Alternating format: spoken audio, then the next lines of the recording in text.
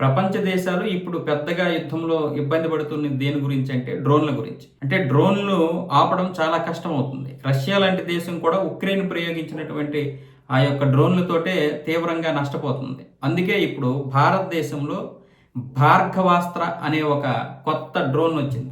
అంటే డ్రోన్లని అడ్డుకోవడానికి ఒక వ్యవస్థ వచ్చింది. ఈ వ్యవస్థ ఎలాంటి డ్రోన్లు అయినా సరే, పెద్ద డ్రోన్లు అయితే 10 కిలోమీటర్ల దూరంలో, చిన్న డ్రోన్లు అయితే 6 కిలోమీటర్ల దూరంలో ఇది అడ్డుకొని అక్కడికక్కడే వాటిని కూల్చేయడానికి ఒక వ్యవస్థ అయితే వచ్చింది. ఇది 2.5 కిలోమీటర్ల పరిధిలో, అంటే ఈ 2.5 కిలోమీటర్ల వెడల్పులో ఎలాంటి డ్రోన్ వచ్చినా సరే ఇది పసిగట్టేస్తుంది. ఇది 20 మీటర్ల నుంచి 2.5 కిలోమీటర్లు, అంటే 2500 మీటర్ల వరకు ఎలాంటి పరిధినైనా సరే దీన్ని పసిగట్టేసి అక్కడికక్కడే దాన్ని కూల్చేస్తుంది.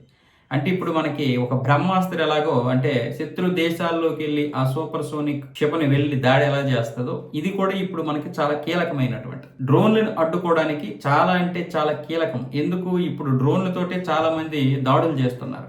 అందులో కొన్ని ఫెయిల్ అయిపోయినా మిగతావైనా సరే, అంటే ఇప్పుడు ఒక 100 డ్రోన్లు ఒకేసారి విడుదల చేస్తే 80 ఫెయిల్ అయిపోయినా 20 సక్సెస్ అయితే చాలు, అది చాలా పెద్ద దాడి చేస్తున్నాయి.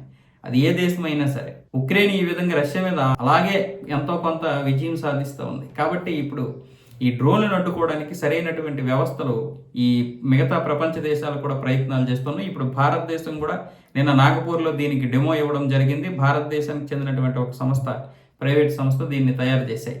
సో ఆ డెమో ఇప్పుడు సైన్యానికి చాలా బాగా నచ్చింది. కాబట్టి మనం ఈ బార్డర్లో ఈ యొక్క వ్యవస్థను పెట్టామంటే ఎలాంటి డ్రోన్లైనా అడ్డుకోవడానికి అవకాశం ఉంటుంది. పైగా దీంట్లో C41 అనేటువంటి వ్యవస్థ ఉండడం వల్ల రియల్ టైం వైమానిక చిత్రాన్ని జనరేట్ చేస్తుంది. దానివల్ల ఒక సెకండ్ కూడా మనకి తేడా రాకుండా సరైనటువంటి టైంలోనే అటాక్ చేయడానికి అవకాశం ఉంటుంది.